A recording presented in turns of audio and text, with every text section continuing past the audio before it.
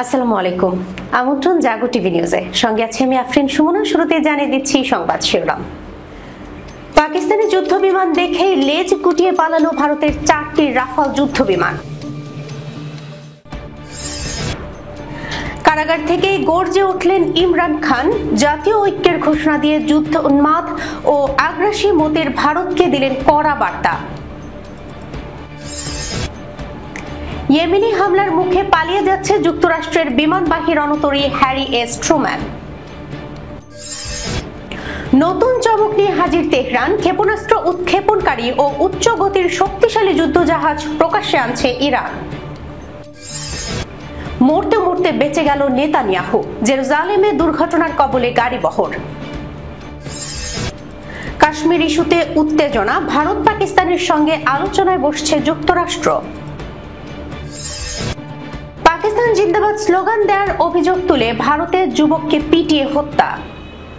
দর্শক, শিরোনাম শুনছিলেন, এবার জানিয়ে দিচ্ছি বিস্তারিত। ভারতীয় গদি মিডিয়া ও উগ্র হিন্দুত্ববাদী রাজনৈতিক নেতাদের হাঁক ডাক এবং লম্ফঝম্পের মধ্যেই কাশ্মীরে টহল দিতে গিয়ে পাকিস্তানি বিমান বাহিনীর উপস্থিতি দেখেই লেজ গুটিয়ে পালিয়েছে ভারতের 4টি রাফাল যুদ্ধ বিমান। জম্মু ও কাশ্মীরের পেহেলগাঁওয়ে সাম্প্রতিক সন্ত্রাসী হামলার পর ভারত ও পাকিস্তানের মধ্যে উত্তেজনা কার্যত চরমে পৌঁছেছে এবং এই উত্তেজনা সামরিক সংঘাতে রূপ নেওয়ার আশঙ্কা ক্রমেই বাড়ছে। এমন অবস্থায় উত্তেজনা ছড়িয়েছে কাশ্মীরের আকাশে। ভারতীয় বিমান বাহিনীর 4টি রাফাল যুদ্ধ বিমান কাশ্মীর অঞ্চলে টহল দেওয়ার সময় পাকিস্তানি যুদ্ধ বিমান দেখেই পালিয়ে গেছে। ভারতের 4টি রাফাল যুদ্ধ বিমানের ধাওয়া খেয়ে পালানোর খবর জানাচ্ছেন সিদ্দিকুর রহমান।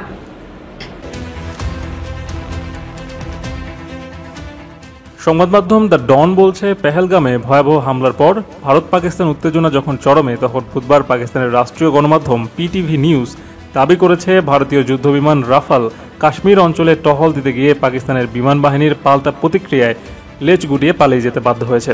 পিটিভির প্রতিবেদনে বলা হয়েছে, ভারতীয় বিমান বাহিনীর 4টি রাফাল যুদ্ধ বিমান কাশ্মীরের ওপর দিয়ে উড়ছিল, যদিও ওই বিমানগুলো নিয়ন্ত্রণ রেখা এলওসি অতিক্রম করার সাহস করেনি। পাকিস্তানি নিরাপত্তা সূত্রের বরাত দিয়ে বলা হয়েছে, পাকিস্তান বিমান বাহিনী তাৎক্ষণিকভাবে ভারতীয় বিমানগুলোকে শনাক্ত করে তাদের প্রস্তুত প্রতিরক্ষার কারণে ভারতীয় বিমানগুলো এক পর্যায়ে সেখান থেকে পালিয়ে যেতে বাধ্য হয়। এই ঘটনার কয়েক ঘন্টা আগেই পাকিস্তানের তথ্যমন্ত্রী আতাউল্লাহ সাংবাদিকদের জানান, বিশ্বস্ত গোয়েন্দা তথ্য রয়েছে যে পরবর্তী 24 থেকে 36 ঘন্টার মধ্যে ভারত পাকিস্তানের বিরুদ্ধে সামরিক অভিযান চালাতে পারে। এমন অবস্থায় ভারতের যে কোনো আগ্রাসনের পূর্ণ শক্তি দিয়ে জবাব দেওয়ার কথা জানিয়েছেন পাকিস্তানের প্রধানমন্ত্রী শেহবাজ শরীফ। জাতিসংঘ মহাসচিব অ্যান্তনিও গুতেরেজের সঙ্গে ফোন আলাপে তিনি এই হুঁশিয়ারি দেন। শেহবাজ বলেন, ভারত যদি আগ্রাসী পদক্ষেপ নেয় তবে পাকিস্তান তার সার্বভৌমত্ব ও ভূখণ্ড রক্ষায় পূর্ণ শক্তি দিয়ে জবাব দেবে। এছাড়া ভারত যদি সত্যিই পাকিস্তানের সামরিক অভিযান শুরু করে, সেক্ষেত্রে নিজেদের অস্তিত্ব ও সার্বভৌমত্ব রক্ষার্থে ভারতের বিরুদ্ধে পারমাণবিক বোমা ব্যবহার করবে পাকিস্তান। দেশটির প্রতিরক্ষা মন্ত্রী খাজা মোহাম্মদ আসিফ গত সোমবার এই হুঁশিয়ারি উচ্চারণ করেছেন। সূত্র PTV news, the Don.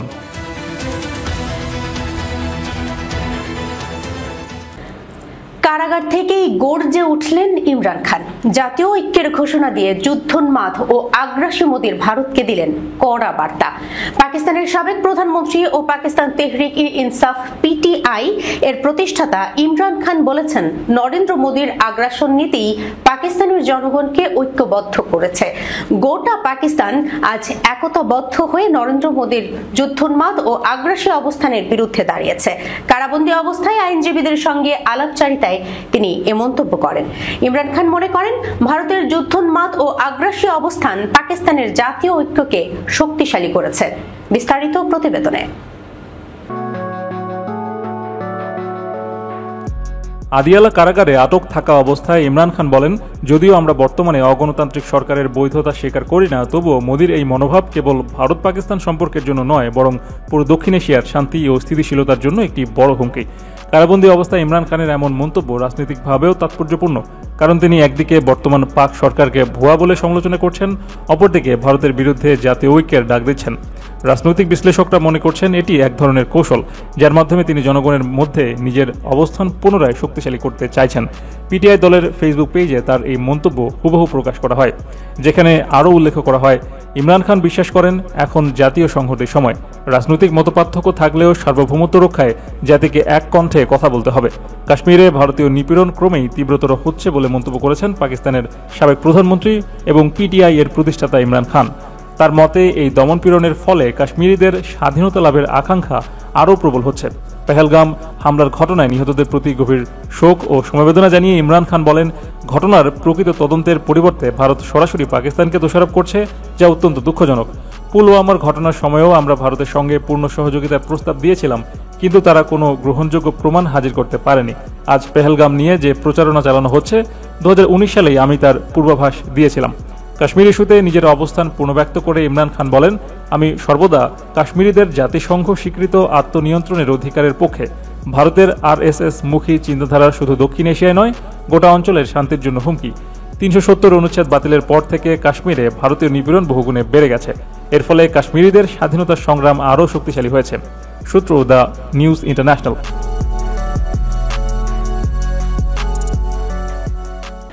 Houthi Ansarullah নিয়ন্ত্রিত ইয়েমেনি সশস্ত্র বাহিনীর প্রবল হামলার মুখে যুক্তরাষ্ট্রের বিমানবাহী রণতরী ইউএসএস হ্যারি এস ট্রুম্যান অবশেষে লোহিত সাগর থেকে সরে যাওয়ার প্রস্তুতি নিচ্ছে। সাম্প্রতিক সময়ে এক হামলা থেকে বাঁচতে গিয়ে ওই রণতরী থেকে $67 কোটি মূল্যের একটি যুদ্ধবিমান সাগরে পড়ে যায়। এছাড়াও ইয়েমেনের সশস্ত্র বাহিনীর ধারাবাহিক ক্ষেপণাস্ত্র ও ড্রোন হামলায় ব্যাপক ক্ষয়ক্ষতির মুখে পড়ার পর মার্কিন বাহিনী পিছু হটার সিদ্ধান্ত নিয়েছে বলে জানা গেছে। হুথির হামলায় মার্কিন বিমানবাহী রণতরীর পালানোর সর্বশেষ তথ্য সিদ্দিকুর রহমানের রিপোর্টে।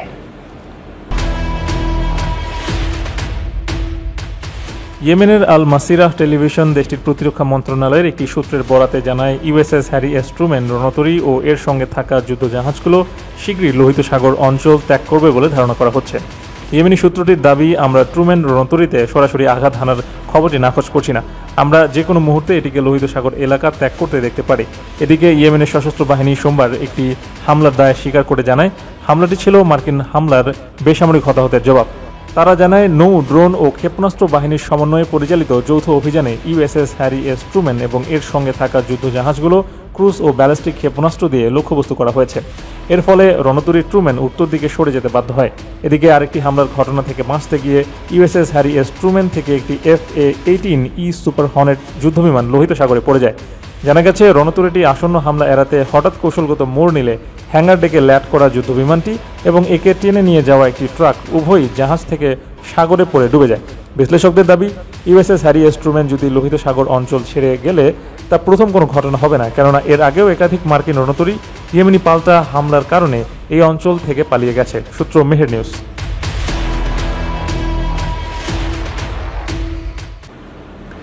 নতুন চমক নিয়ে হাজির তেহরান। ক্ষেপণাস্ত্র উৎক্ষেপণকারী ও উচ্চ গতির শক্তিশালী যুদ্ধজাহাজ প্রকাশ্যে আনছে Iran. Islamic Revolutionary Guard Corps IRGCর নৌ commander rear admiral Ali Reza Tangsiri জানিয়েছেন, 116 নট গতিতে পৌঁছাতে সক্ষম এমন একটি ক্ষেপণাস্ত্র উৎক্ষেপণকারী জাহাজ প্রস্তুত করেছে ইরান, যা স্থলে প্রায় 215 কিলোমিটার প্রতি ঘন্টার সমতুল্য। তাংসিরি বুধবার বলেছেন, জাহাজটি সব ধরনের প্রযুক্তিগত পরীক্ষা সফলভাবে সম্পন্ন করেছে। বিস্তারিত প্রতিবেদনে। ইরানি নৌ কমান্ডার তাংসিরি বলেছেন, আমরা ক্ষেপণাস্ত্র উৎক্ষেপণকারী একটি জাহাজ তৈরি করেছি যার স্পিড 116 নটস, স্থলের সঙ্গে বিবেচনায় যার মাত্রা প্রতি ঘন্টায় প্রায় 215 কিলোমিটার। এটি প্রযুক্তিগত বিশেষায়িত সব পরীক্ষা শেষ হয়েছে। তিনি জানিয়েছেন, IRGCর নৌবাহিনীতে তারা নিজস্ব যুদ্ধজাহাজ, মিসাইল, ড্রোনস এবং সাবসারফেস তৈরি করেছেন। আঞ্চলিক নিরাপত্তা নিশ্চিতে IRGCর দেওয়া কথাকে উদ্ধৃত করে তাংসিরি বলেছেন, আমরা দিনরাত এক করে ক্লান্তি ভুলে পারস্য উপসাগরের নিরাপত্তা নিশ্চিত করছি। অতীতের কথা সামনে টেনে রিয়ার অ্যাডমিরাল আলী রেজা তাংসিরি জানান, ইসলামী বিপ্লবের আগে ইরান একটি ছোট মাছ ধরার নৌকাও তৈরি করতে পারত না। আমেরিকান কোম্পানিগুলো ইরানিদের জন্য এগুলি তৈরি করেছিল। তিনি বলেন, আজ আমরা সবচেয়ে উন্নত প্রযুক্তি ব্যবহার করে শহীদ সোলাইমানি শ্রেণীর জাহাজ তৈরি করেছি। এই জাহাজটি খোলা সমুদ্রে অবিরাম 5000 নটিক্যাল মাইল পর্যন্ত যাত্রা করতে সক্ষম। কদিন আগেও শহীদ বাঘেরি নামের নতুন জাহাজের কথা সামনে এনেছিলেন তাংসিরি। একসঙ্গে 14টি ক্ষেপণাস্ত্র বহনকারী ছোট জাহাজ বহন করতে সক্ষম এই যুদ্ধজাহাজ। একটি টিভি সাক্ষাৎকারে তাংসিরি বলেন, আমরা এমন একটি জাহাজ তৈরি করেছি যা মার্কিন যুক্তরাষ্ট্রের সমমানের জাহাজগুলোর চেয়ে উন্নত। প্রয়োজন হলে আমরা সেটি জনসম্মুখে উন্মোচন করব।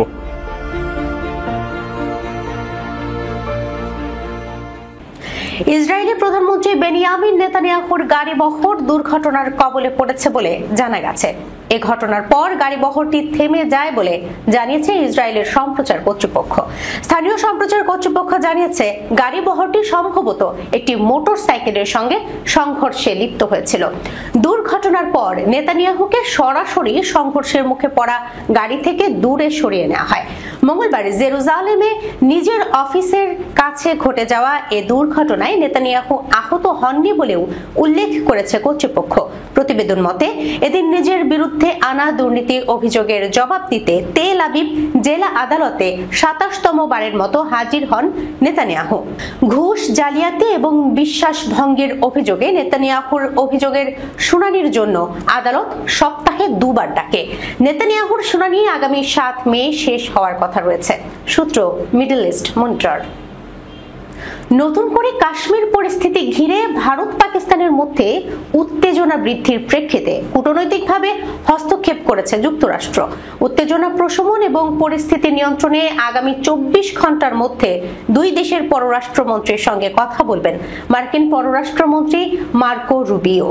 যুক্তরাষ্ট্রের পররাষ্ট্র দপ্তরের মুখপাত্র ট্যামি ব্রুস এক সংবাদ ব্রিফিংয়ে বলেন, আমরা উভয় পক্ষের সঙ্গে যোগাযোগ করছি এবং স্পষ্টভাবে জানাচ্ছি যেন কেউ পরিস্থিতি আরো ঘোলাটে না করে। বিস্তারিত থাকছে প্রতিবেদনে।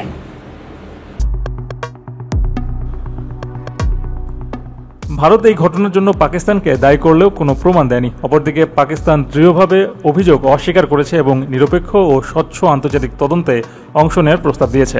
যদিও যুক্তরাষ্ট্রের পররাষ্ট্র দপ্তর ভারতের অভিযোগ নিয়ে সরাসরি কোনো মন্তব্য করেননি, তবুও মুখপাত্র বলেন, আমরা পরিস্থিতি ঘনিষ্ঠভাবে পর্যবেক্ষণ করছি এবং উভয় সরকারের সঙ্গে সরাসরি সংযোগ রাখছি। একজন পাকিস্তানি মন্ত্রীর সঙ্গে যুক্তরাষ্ট্রের ঐতিহাসিক সহযোগিতা নিয়ে করা মন্তব্য প্রসঙ্গে প্রশ্ন করা হলে ব্রুস কোনো নির্দিষ্ট প্রতিক্রিয়া না দিয়ে বলেন, ইসলামাবাদের সঙ্গে একাধিক স্তরে আলোচনা অব্যাহত রয়েছে। সম্প্রতি পাকিস্তানের সহায়তায় দাইশ সংশ্লিষ্ট এক সন্দেহভাজন ব্যক্তিকে গ্রেফতারের ঘটনায় সহযোগিতার জন্য যুক্তরাষ্ট্র কৃতজ্ঞতা প্রকাশ করেছেন। ব্রুস বলেন, ঘটনাটি যখন ঘটেছিল তখন আমরা তা গভীরভাবে প্রশংসা করেছি। এদিকে পাকিস্তানের অভ্যন্তরীণ রাজনৈতিক পরিস্থিতি নিয়ে মার্কিন কংগ্রেসে যেসব উদ্বেগ প্রকাশ করা হয়েছে সে বিষয়ে ব্রুস কোনো মন্তব্য করেননি। তিনি বলেন, বর্তমানে যুক্তরাষ্ট্রের কূটনৈতিক অগ্রাধিকার হল দুই দেশের মধ্যে সরাসরি সংলাপ এবং আঞ্চলিক উত্তেজনা প্রশমনে প্রচেষ্টা।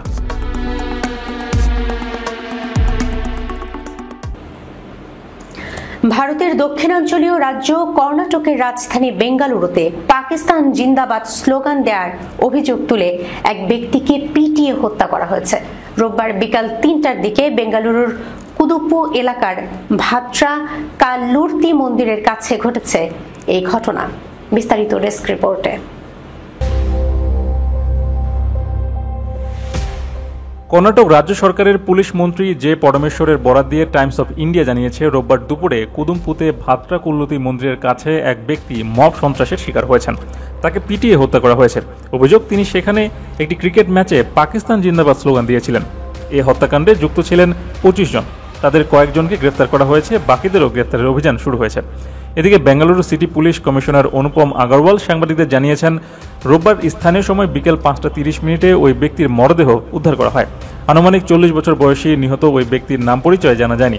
অনুপম আগরওয়াল বলেন, প্রত্যক্ষদর্শী ও স্থানীয় সূত্রে আমরা জানতে পেরেছি, রোববার বিকেল ৩টার দিকে ভাত্রা কুল্লতি মন্দিরের কাছে যে মাঠে ক্রিকেট ম্যাচ চলছিল তার সংলগ্ন এলাকায় সচিন নামের এক অটোরিকশা চালকের সঙ্গে বচসায় জড়িয়েছিলেন ওই ব্যক্তি।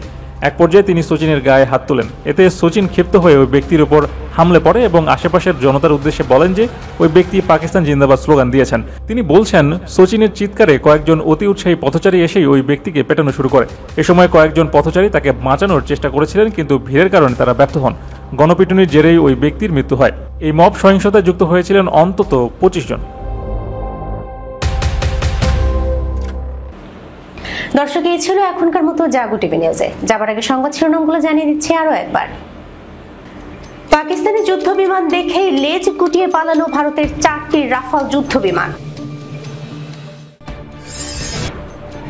কারাগার থেকে গর্জে উঠলেন ইমরান খান, জাতীয় ঐক্যের ঘোষণা দিয়ে যুদ্ধ উন্মাদ ও আগ্রাসী মতের ভারতকে দিলেন কড়া বার্তা। ইয়েমেনি হামলার মুখে পালিয়ে যাচ্ছে যুক্তরাষ্ট্রের বিমানবাহী রণতরী হ্যারি এস ট্রুম্যান। নতুন চমক নিয়ে হাজির তেহরান, ক্ষেপণাস্ত্র উৎক্ষেপণকারী ও উচ্চ গতির শক্তিশালী যুদ্ধজাহাজ প্রকাশ্যে আনছে ইরান। মরতে মরতে বেঁচে গেল নেতানিয়াহু, জেরুজালেমে দুর্ঘটনার কবলে গাড়িবহর। কাশ্মীর ইস্যুতে উত্তেজনা, ভারত পাকিস্তানের সঙ্গে আলোচনায় বসছে যুক্তরাষ্ট্র। পাকিস্তান জিন্দাবাদ স্লোগান দেওয়ার অভিযোগ তুলে ভারতের যুবককে পিটিয়ে হত্যা। এখনকার মতো এই পর্যন্ত। এতক্ষণ সঙ্গে থাকার জন্য ধন্যবাদ সবাইকে। আল্লাহ হাফেজ।